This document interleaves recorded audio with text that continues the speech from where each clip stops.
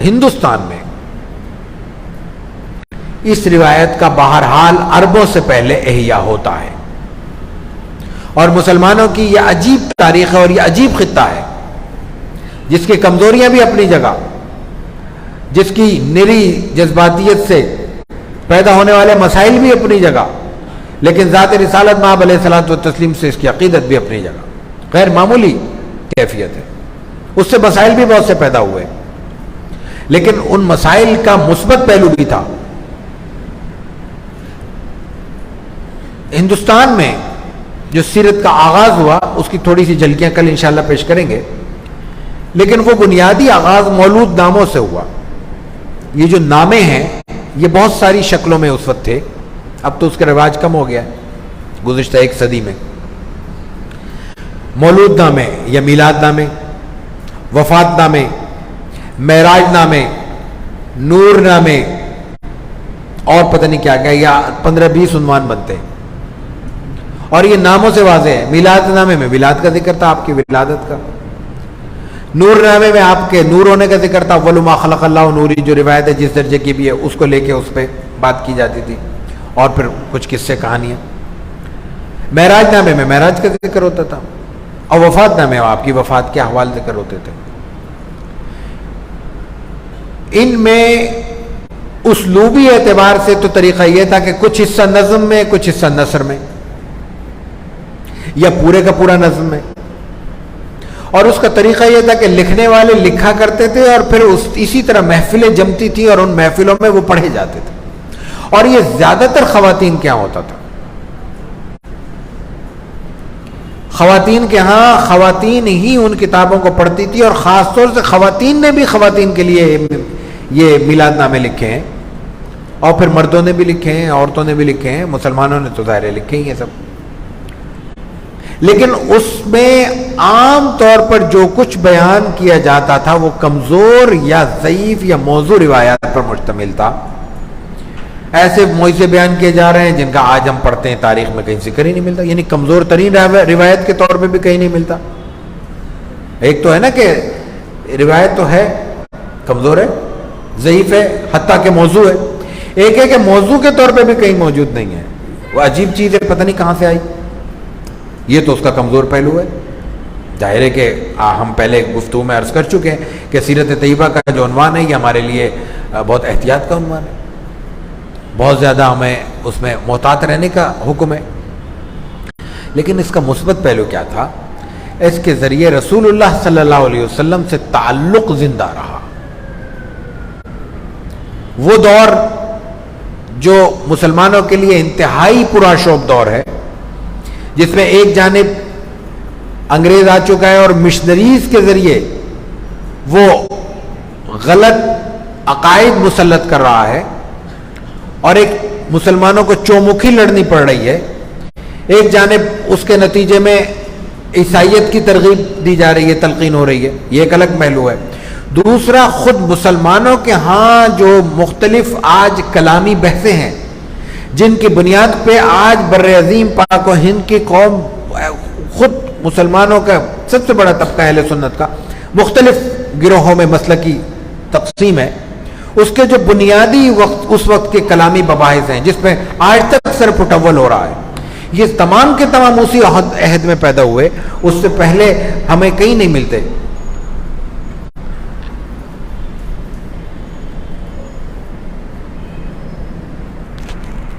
اس سے پہلے یہ بحثیں ہمیں نہیں ملتی، تو محسوس ہوتا ہے کہ یہ باقاعدہ کسی منصوبہ بندی کے تحت ہم پہ مسلط کی گئی۔ یہ دو عنوان ہوئے۔ تیسری جانب مسلمانوں کو معاشی طور پر کاٹ دیا گیا۔ کیسے کاٹا یہ الگ تفصیل کا عنوان ہے۔ اس کے نتیجے میں ظاہر ہے کہ جب انسان کا پیٹ خالی ہوگا تو وہ تو ذہنی افراتفری کا شکار ہوگا، اس کے لیے تو مشکلات کم ہو، وہ مذہب سے دور ہوگا۔ کاد الفقر ان یکون کفرا، رسول اللہ صلی اللہ علیہ وسلم نے فرمایا ہے، تو یہ فقر تو خود ایک مذہبی اور دینی آزمائش بن جاتا ہے۔ تیسری چیز دیکھیے، چوتھی چیز دیکھیے کہ انگریز کی پشت پناہی کے ذریعے ہندو بھی چڑھایا ہے۔ کتنی تحریکیں ان کی طرف سے کھڑی ہوئی ہیں جن کے نتیجے میں مسلمانوں کو ہندو بنانے کی کوشش کی گئی، جبری ہندو بنانے کی کوشش کی۔ ان تمام حالات کا مقابلہ کیسے کیا مسلمانوں نے؟ حکومت ان کے خلاف، طاقت ان کے خلاف، پیسہ ان سے چھین گیا، مالی طور پر ان کو غیر مستحکم کر دیا، معاشی طور پر وہ غیر مستحکم، تعلیمی طور پر ان کو پسماندہ کر دیا گیا، وہ کھڑے کیسے ہوں گے؟ ان محافل نے ان کو زندہ رکھا اور ان محافل نے ان کو کھڑا کیا، باوجود اس کے کہ اس میں کمزور باتیں تھیں، لیکن اس کے ساتھ اس کو کھڑا کیا گیا۔ اسی لیے اس پورے پیریڈ کو اور اس لٹریچر کو ہم سیرت کے عنوان ایک الگ عنوان دے سکتے ہیں، لوک سیرت کا، مقامی ایسی سیرت جس کا تعلق علم سے نہیں ہے، استناد سے نہیں ہوگا، لیکن اس کا تعلق ایک روحانیت سے ہے اور آپ علیہ الصلوۃ والتسلیم سے قلبی تعلق استوار کرنے کا وہ باعث ہے۔ یہ بر عظیم پاک و ہند میں مجالس سیرت کا ایک آغاز ہے، لیکن یہ بہت انفرادی ہے، یہ بہت غیر منظم ہے، یہ بہت ٹکڑوں میں بٹا ہوا ہے، ہر آدمی اپنے ذوق کے مطابق، کسی محلے میں کوئی خاتون ذوق والی ہیں، لوگوں سے ملنا جلنا ان کا زیادہ ہے، دلچسپی ہے ان کے، انہوں نے گھر میں کچھ اہتمام کر لیا، لوگوں کو بلا لیا۔ اس وقت سے یہ ہمارے محلوں میں کلچر چلا آ رہا ہے، کسی کے گھر میں درود شریف کی محفل ہو رہی ہے، کسی میں، اب تو خیر سب چیزیں کم ہوتی جا رہی ہیں شہروں سے بھی، لیکن اب کچھ عرصے پہلے تک آیت کریمہ کا ہو رہا ہے، اور کچھ قرآن پاک پڑھی، سورہ یاسین پڑھ، یہ خواتین کی الگ شریعت ہے اور وہ چلتی رہتی ہے، اس کا فائدہ ہے، چلتے رہنا چاہیے۔ بدعت سنت کی اور بہت سی بحثیں ہمیں کرتے رہتے ہیں، وہ کرتے رہیں، کچھ تو ہو رہا ہے، اس میں جو براہ راست شریعت سے کوئی چیز متصادم ہے اس کو منع بھی کرنا چاہیے، یہ مفہوم نہیں ہے، لیکن اس میں جو سب سے اہم چیز تھی وہ یہ تھی کہ ایسی محفلیں منعقد ہوتی تھی۔ لیکن اس کے بعد کچھ شخصیات کھڑی ہوئی مختلف مکاتب فکر کی، اور وہ جو دور ہے 18ویں صدی کا اور 19ویں صدی کے شروع کا، اس میں مسلکی خلیج اتنی وسیع بھی نہیں تھی جتنی آج ہے، جس میں ہم بہت زیادہ ہمیں احتیاط کا بھی سامنا کرنا پڑتا ہے اور احتیاط کرنی پڑتی، مجبوریاں آ جاتی ہیں ہر آدمی کے ساتھ۔ اس وقت یہ تھا کہ کچھ شخصیات اپنے قد اور کاٹ کے ساتھ ہر معاملے سے بلند ہو جاتی تھی اور وہ پھر ہر ایک کے لیے قابل اعتماد ہوتی تھی۔ مثال میں ایک شخصیت کی دینا چاہوں گا جو اس بر عظیم پاک و ہند کے پورے اس خطے میں مجالس سیرت کے احیاء کے حوالے سے نمایاں ترین شخصیت ہے۔ ہندوستان کے خطے بہار میں ایک بڑی خانقاہ ہے، آج بھی وہ خانقاہ کسی نہ کسی شکل میں موجود ہے۔ ایک وقت تھا اس کا پورے ہندوستان میں توتی بولتا تھا، پھلواروی شریف، پھلواروی جگہ اس کی طرف نسبت ہے۔ اس کے اپنے وقت کے بڑے سجادہ نشین ہیں شاہ سلیمان پھلواروی۔ ہندوستان میں سلیمان نام کی 4 بڑی شخصیات پیدا ہوئی ہیں ایک ہی وقت میں، ان میں سے ایک شاہ سلیمان پھلواری ہیں، سید سلیمان ندوی ہیں، شاہ سلیمان سلمان منصور پوری ہیں رحمۃ اللہ علیہ، سیرت کا حوالہ ان کا، ان سب کا حوالہ سیرت کا ہے۔ ایک ہیں سلیمان اشرف، مولانا سلیمان اشرف رحمۃ اللہ، یہ 4 بڑی شخصیات تھیں۔ شاہ سلیمان پھلواروی عجیب ایک لفظ استعمال ہوتا ہے مجمع البحرین، میں کہتا ہوں ان کو مجموع البحار ہے۔ یہ شیخ نذیر حسین کے شاگرد ہیں، جو لوگ میں تفصیل میں نہیں جاؤں گا، تو جو جتنی تھوڑا بہت کوئی تاریخ سے اگر واقف ہے تو وہ خود نسبتیں طے کر لے گا۔ ایک طرف شیخ نذیر حسین کے شاگرد ہیں، دوسری طرف بہار کی خانقاہ کے سجادہ نشین ہے تو تصوف کے آدمی ہوئے، تیسری طرف ایک اور بڑی شخصیت اس زمانے کی ہیں اور انہوں نے ایک رسالہ نکالا تھا، جو بلکہ کئی رسالے نکالے تھے، جس کا سیرت نمبر کا ایک سلسلہ شروع ہوا تھا۔ اردو سیرت نگاری کا ایک اعجاز یہ بھی ہے کہ اس میں رسالوں کے سیرت نمبروں کی الگ دنیا ہے۔ دنیا بھر میں میگزین نکلتے ہیں، میگزین تو ہر جگہ نکلتے ہیں، انگریزی میں بھی نکلتے ہیں، یورپ میں بھی نکلتے ہیں، عربی میں بھی نکلتے ہیں، مڈل ایسٹ میں نکلتے ہیں، لیکن کبھی آپ نے سنا کہ عربی کے کسی رسالے کا سیرت نمبر چھپا ہو؟ نہیں سنیں گے آپ۔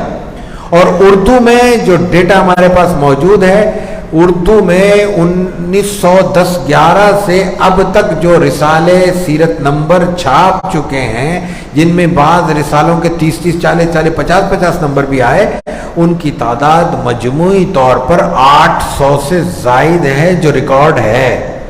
جو ضائع ہو گیا اس کو تعداد چھوڑ دیں تو خواجہ حسن نظامی دلی میں بڑا نام ہے، بڑے سجادہ نشین ہیں، بڑی خانقاہ ہے، انہوں نے پورے ہندوستان کے مشائخ کو اکٹھے کر کے ایک کانفرنس بلائی. اس کی صدارت کے لیے ان کی نظر بھی اسی شاہ سلیمان منصور پوری پہ پڑی. چوتھی چیز، 3 نسبتیں بتا دی میں نے ان کی. چوتھی، ندوۃ العلماء لکھنؤ میں جب قائم ہوتا ہے اس کے سرپرست اول شاہ سلیمان منصور پوری ہیں. یہ شاہ سلیمان پھلواروی ہیں، منصور پوری نہیں. یہ شاہ سلیمان پھلواروی عجیب شخصیت ہیں. انہوں نے باقاعدہ تحریک سیرت قائم کی اور سیرت طیبہ کے دروس، سیرت طیبہ کے بیانات، سیرت طیبہ پہ مبلغین کی تیاری اور پھر سیرت طیبہ پر لٹریچر کی تیاری کا سلسلہ شروع کیا. یہ ہندوستان میں وہ جو لوک سیرت ہے، میلاد نامے اور وفات نامے اور معراج نامے کی ایک روایت ہے، اس کے حلقے ہیں، ان کو چھاپنے کی روایت ہے. اس وقت کے جو پرانے میلاد نامے ملتے ہیں ہمیں، چیزیں ابھی محفوظ ہیں، کچھ مل جاتی ہیں، ان میں ایک ایک پہ لکھا ہوا ہے 3000 شائع ہوا، 5000 شائع ہوا، 10,000 شائع ہوا، اور پھر یہ 1 سال شائع ہوا، پھر اگلے سال شائع ہوا. بعض ایسے ہیں لکھنے والے کہ ان کی اشاعتوں کو اور ان کے ناشرین کو شمار نہیں کیا جا سکتا. غلام شہید کا ایک میلاد نامہ ہے، مشہور ہے، اس کی اشاعتیں شمار ہی نہیں ہو سکتی. درجنوں نسخے پرانے، 150 سال 200 سال 150 سال تقریباً 200 تو نہیں ہوئے، 100 سال پرانے نسخے درجن سے زیادہ میری نظر سے گزر چکے ہیں. لکھنؤ سے بھی چھپ رہا ہے، لاہور سے بھی چھپ رہا ہے. کہاں لکھنؤ اس وقت دیکھیں نا، آج بھی لکھنؤ اور لاہور نہیں ملا سکتے، درمیان میں تقسیم ہے. اس وقت کیا حال ہوگا؟ لاہور سے بھی چھپ رہا ہے، علی گڑھ سے بھی چھپ رہا ہے، دہلی سے بھی چھپ رہا ہے، حیدرآباد دکن سے بھی. اب ایک شخص ہے، اس کی اتنی مقبولیت ہے، اس کی کتاب کی اتنی مقبولیت ہے. یہ معاملہ تھا. لیکن اس سے زیادہ علمی بنیاد پہ استناد کے ساتھ ایک علمی روایت کے طور پہ جو پہلی بار ہندوستان میں ایک تحریک سیرت کا آغاز ہوا ہے، وہ یہ شاہ سلیمان منصور پوری، شاہ سلیمان پھلواروی رحمہ اللہ، اور اس کے نتیجے میں لٹریچر آیا. دوسری روایت اس کے بعد سیرت کمیٹی پٹی کی صورت میں سامنے آئی. پٹی لاہور کا کوئی علاقہ تھا مضافات کا، میں نے کہیں پڑھا تھا، اب یاد نہیں، کہ وہ شاید تقسیم ہند کے وقت وہ ہندوستان کی طرف چلا گیا، اس لیے آج ہم کوئی لاہور کے قریب اس نام سے واقف نہیں ہے، وہ انڈیا میں ہوگا. اس جگہ ایک شخص نے بیٹھ کر، عبد المجید نام آتا ہے اس کا، ایک عجیب تحریک قائم کی. کمیونیکیشن اور مینجمنٹ کا ایک بہت بڑا سبق ہے اس شخص کی ذات میں. آج ہم اس کو، یہ جو ہمارے مینجمنٹ پڑھانے والے جو کیس اسٹڈی کرتے ہیں نا، اس کے طور پر اس شخصیت کو لے سکتے ہیں. جمعرات کو اس کا اخبار چھپتا تھا ایمان کے نام سے، بدھ کو چھپتا ہوگا، منگل کو چھپتا ہوگا. جمعرات تک پورے ہندوستان میں وہ شائع ہو جاتا تھا اور پہنچ جاتا تھا، اور اس میں سیرت پہ خطبہ ہوتا تھا، کسی سے عالم سے، کسی فاضل سے لکھوا کر وہ تقسیم کرتے تھے.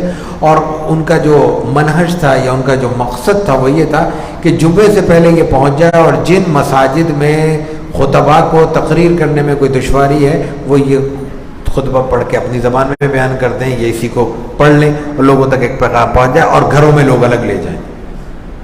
اب اتنا بڑا کام ہوگا کیسے؟ ظاہر ہے کہ کتنا بڑا، ہر ہفتے کتنا پیسہ اس میں شامل ہے، اور ایک عام آدمی یہ کر رہا ہے. انہوں نے وہی میں نے کہا نا کہ وہ ایک جس کو ہم کہہ سکتے ہیں خواتین کی جو دنیا ہوتی ہے، اس کو استعمال کیا. اس نے وہ پرانے جو کنستر ہوتے تھے نا تیل کے، وہ بنوائے، ان پہ ڈھکن وکن لگوایا، اور وہ لوگوں کو گھروں میں دے دیا. روٹی گھروں میں پکتی تھی، فوڈ پانڈا تو ابھی آیا ہے نا، روٹی تندور ونور بھی اتنے عام نہیں تھے، پیسہ بھی عام نہیں تھا، تو گھروں میں روٹی پکتی تھی. تو وہ خاتون، اب گھر میں 5 آدمی ہیں تو 10 روٹیاں تو بنائے گی وہ. تو ان کو یہ تھا کہ بھائی آپ 10 روٹی بنا رہی نا،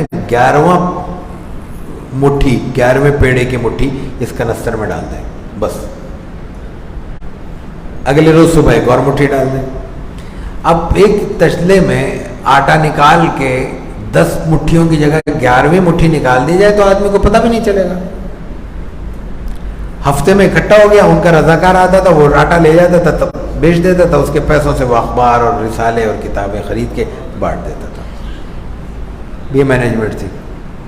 اس شخص نے جو کمال کیا, ایک تو یہ مینجمنٹ کا تھا, دوسرا جو کمال کیا اس نے اس وقت کے پڑھے لکھے اور لکھنے والے طبقے کو سیرت کی طرف مامور کیا, اور ڈھونڈ ڈھونڈ کے خاص طور پر کالج اور یونیورسٹیز کے لوگوں کو, اساتذہ کو, جو اسلامیات کے لوگ تھے, یہ اسلامیات پہ لکھ سکتے تھے, یہ ترغیب دی کہ سیرت پہ لکھ کے ہم چھاپیں گے. اب لکھنے والے کو چھپنے کا موقع مل جائے تو اس کے لیے تو اس سے بڑا کوئی کام نہیں ہوتا. تو وہ سب لکھوائے, لکھوانے کے بعد چھپوائے, اور اس کا نتیجہ کیا ہوا کہ لوگوں کو ایک شوق پیدا ہو گیا, اور بہت سے لوگ اس تحریک کی وجہ سے سیرت کی طرف آ گئے, لکھنے کے لیے بھی پڑھنے کے لیے بھی. اس میں ایک بہت بڑا نام سیرت کی دنیا کا, اردو دنیا سیرت کا ایک حوالے سے نمایاں ترین نام مولانا مناظر حسن گیلانی رحمہ اللہ کا ہے. مولانا مناظر حسن گیلانی برعظیم کے عبقری شخصیات میں سے. ہم میں تو ہر شخص عبقری ہے نا, میں آپ کو کہہ دوں آپ مجھے کہہ دیں, لیکن جو واقعی جینیس تھا, جو انتہائی غیر معمولی تھا, اور اس کے انتہائی عبقریت کی وجہ سے ایک اور عبقری ہمیں دنیا علم کو, دنیا تحقیق کو, دنیا سیرت کو میسر آیا, وہ مولانا مناظر حسن گیلانی ہے. وہ شخصیت کا ذکر آگے کرتا ہوں. مولانا مناظر حسن گیلانی بھی مجمع البحرین ہے, لیکن یہ الگ موضوع ہے, کبھی اس پہ بات کریں گے. مولانا گیلانی سے اس سیرت کمیٹی نے مضمون کی فرمائش کی. مولانا مضمون لکھنا نہیں جانتے تھے, مولانا تو کتاب لکھتے تھے براہ راست. مولانا سے کہا گیا کہ ہندوستان کے تعلیمی نظام پہ لکھ دیں, تو وہ 700-600 صفحے کی کتاب تیار ہو گئی, مسلمانوں کو نظام تعلیم و تربیت. مولانا سے مولانا منظور نعمانی نے الفرقان کے نمبر کے لیے, مجدد الفسانی نمبر کے لیے فرمائش کی. 2 قسطوں میں مضمون لکھا ہے, پوری کتاب ہے مجدد الفسانی پہ. مولانا سے کہا گیا کہ تدوین پہ تھوڑا سا, تدوین حدیث پہ لکھے, اتنی موٹی کتاب ہے تدوین حدیث, دیکھ لیں. تو مولانا سے انہوں نے فرمائش کی, تو انتہائی غیر معمولی کتاب جو مضمون کے لحاظ سے بھی غیر معمولی ہے, اسلوب کے لحاظ سے بھی غیر معمولی ہے, وہ ہے مولانا کی النبی الخاتم. موضوعات کچھ کل کے اور آج کے ایسے گڑبڑ ہو رہے ہیں, تو تھوڑا سا سوچتا ہوں کہ یہ آج بات کروں یا کل کروں, اس پہ آج ہی کر لیتے ہیں. النبی الخاتم صلی اللہ علیہ وسلم, یہ عجیب کتاب ہے. اس کا انگریزی میں بھی, عربی میں بھی, سندھی میں, ادھر ادھر ترجمے ہوئے, لیکن مجھ سے پوچھا جائے تو اس کا ترجمہ نہیں ہو سکتا. کیوں نہیں ہو سکتا؟ اس لیے نہیں ہو سکتا کہ اس کا اقتباس دیکھیے, ایک اقتباس دیکھیے. وہ فرش خاک پہ سویا کیا, وہ فرش خاک پہ سویا کیا, کیا کہنے اس سونے کے, خاک کو سونا کر دیا. کتاب کا آغاز کہاں سے ہوتا ہے؟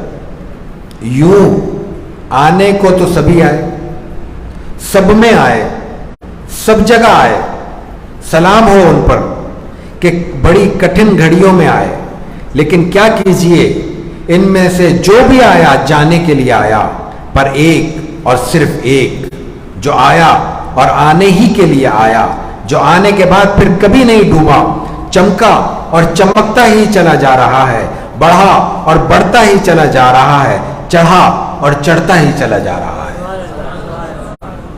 یہ ہے مولانا مناظر حسن گیلانی. یہ سیرت کمیٹی پٹی کی برکت سے ہمیں ملا, یہ اس کا صدقہ جاریہ ہے. کیا ہمیں پاکستان کے بعد غیر معمولی بات یہ ہے کہ پاکستان میں 19 جو تاریخ سے ہم بالکل واقف نہیں ہیں. قیام پاکستان کو تو ہم ایک مذاق سمجھتے ہیں. 1947 میں جب پاکستان بنا تو اس وقت کیا حالت تھی لوگوں کی ہم بھول چکے ہیں. اور ہم پہ جو یہ طرح طرح کی آزمائش ہے، مسلط ہی آزمائش نہیں ہے، میں عذاب کہتا ہوں، یہ ناشکری کا عذاب ہے. ہم نے پاکستان کی قدر نہیں کی. لیکن ان انتہائی کٹھن حالات میں، ان غیر معمولی حالات میں جب طرح طرح کی ہم پہ آزمائشیں مسلط ہیں، 1948 میں پاکستان سے پہلی سیرت کی کتاب شائع ہو جاتی ہے. کتنی عجیب بات ہے. لوگوں کا شوق دیکھیے. 50 کی دہائی میں رسائل و جرائد باقاعدہ سیرت نمبر شائع کرنا شروع کر دیتے ہیں. 1 سے زائد سیرت نمبر شائع ہوتے ہیں.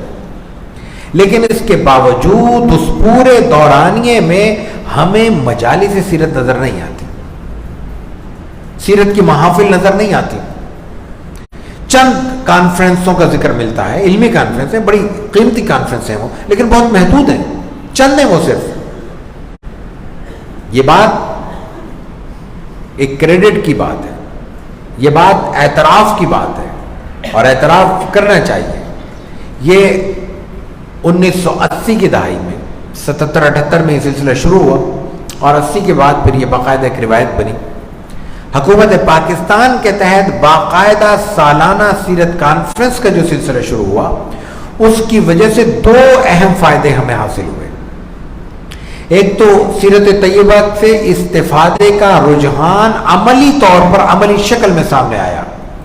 اس کے جو موضوعات ہیں، اب وہ زبانی ممکن نہیں ہے کہ وہ عنوانات سارے گنوائے جائیں، چند عنوان جو ذہن میں آ رہے ہیں وہ میں عرض کر دیتا ہوں.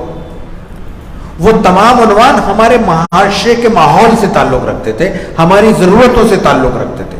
وہ سیرت برائے سیرت نہیں تھی، وہ استفادہ تھا. لقد کان لکم فی رسول اللہ اسوۃ حسنہ تھا، وہ اس کا پرتو تھا، اس کا عملی، اس سے عملی استفادے کی شکل تھی.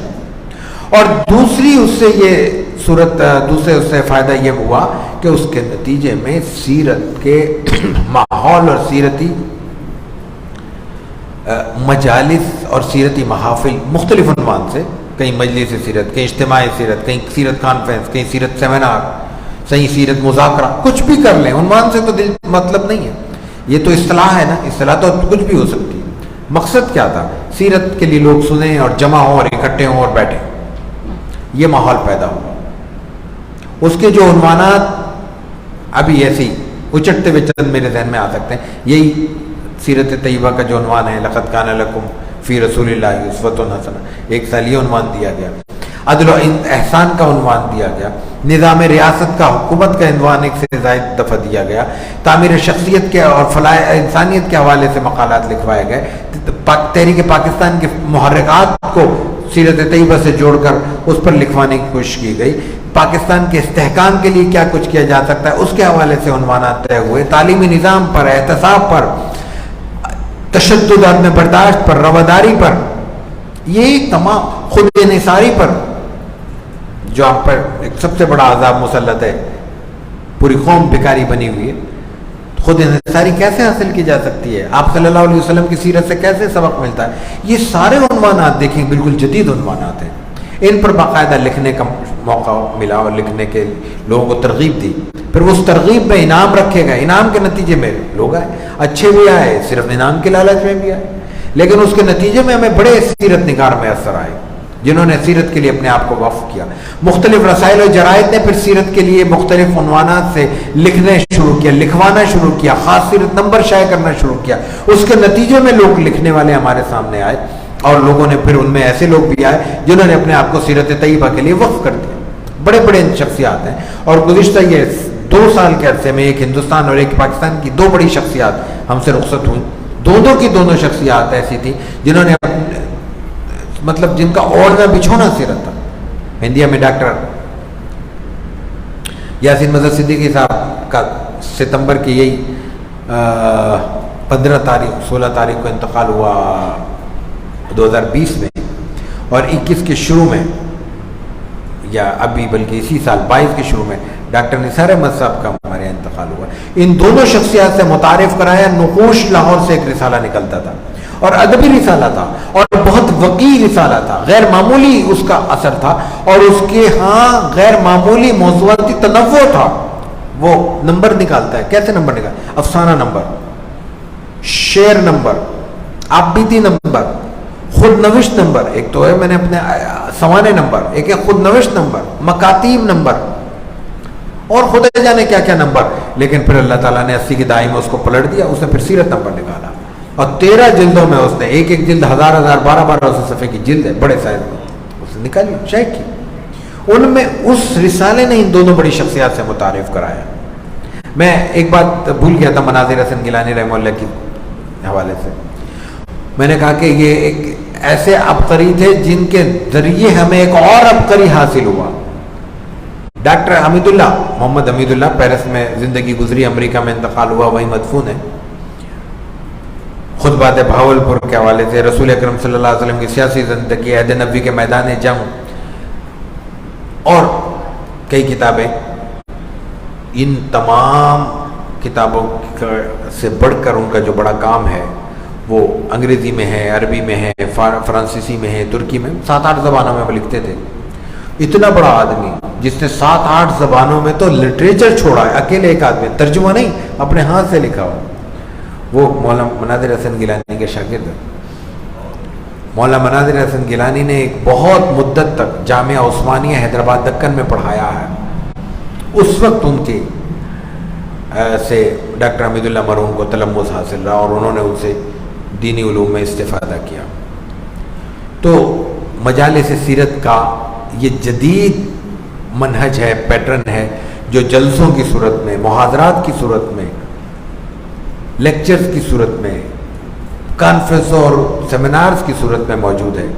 ہاں، اس میں روی کی چیزیں بھی ہیں، رسمی چیزیں بھی ہیں۔ جب ایک چیز مشہور اور معروف ہوتی ہے، پھیلتی ہے، مقبول ہوتی ہے، تو اس میں ہر طرح کے لوگ آتے ہیں، ہر طرح کی نیت سے لوگ آتے ہیں، لیکن وہ اپنی جگہ۔ مجھے کسی کی نیت نہ جاننے کا اختیار ہے، نہ مجھے اس پہ طنز کرنے کا حق حاصل ہے۔ مظاہر ایسے بعض جگہ نظر آتے ہیں کہ انسان کے دل میں تردد پیدا ہوتا ہے، لیکن وہ اپنی جگہ۔